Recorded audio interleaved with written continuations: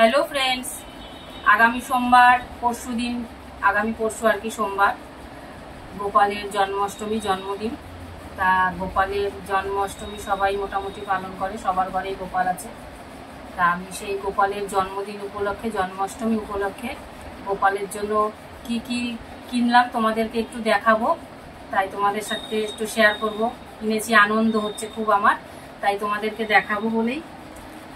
এই দেখো, এই একটা জামা কিনেছি গপু সোনার জন্য। কালারটা কেমন হয়েছে বলো। এই একটা জামা, দুটো জামা নিয়েছি, একটা সকালে পরাবো আর একটা সন্ধ্যাবেলা পরাবো। আর এই একটা জামা, এই জামাটার প্যাকেট নেই তাই এইভাবেই দিয়েছে। আর দুটো চুড়ি নিয়েছি, ওর রূপোর চুড়ি আছে কিন্তু, হ্যাঁ, তাও এই দুটো চুড়ি নিলাম, ভালো লাগলো তাই এই দুটো চুড়ি নিলাম। আর নিয়েছি এই দেখো একটা চূড়া নিয়েছি, এটা নিয়েছি। আর নিয়েছি এই দেখো এই সিংহাসনটা। কেমন লাগলো বলো তো? এই সিংহাসনটা খুব সুন্দর না? আমার দেখে খুব পছন্দ হলো, তাই ওকে বসানোর জন্য এই সিংহাসনটা নিলাম। আর তারপরে দেখাচ্ছি তোমাদের,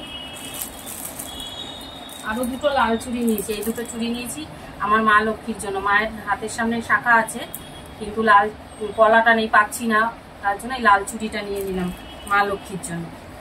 আর সবশেষে এই দেখো গপু সোনার জন্য একটু জুয়েলারি কিনেছি। এই দেখো গলার হার, এটা এই দেখো গলার হার। আমাকে আরো দুটো তিনটে দেখিয়েছিল জানো তো, আমার এটা দেখেই পছন্দ হয়ে গেছে, তাই এই হারটা নিলাম আমার গপু সোনার জন্য, জন্মাষ্টমীতে পরাবো। এই একটা। আর হচ্ছে এই যে দেখো কোমর বিছে, এইটা এই কোমর বিছেটা নিলাম।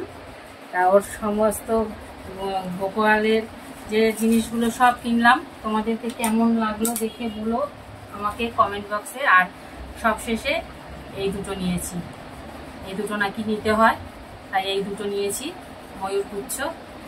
তোমরা জানিও আমার গপু সোনার জন্মাষ্টমীর সব জিনিসগুলো কেমন হয়েছে, তোমরা বলো। আবার জন্মাষ্টমীর দিন গোপালকে সাজিয়ে টাজিয়ে তোমাদের সামনে নিয়ে আসবো আবার। তাহলে আজকের মতন এখানেই রাখছি, তোমরা জানিও আমাকে জিনিসগুলো কেমন লাগলো।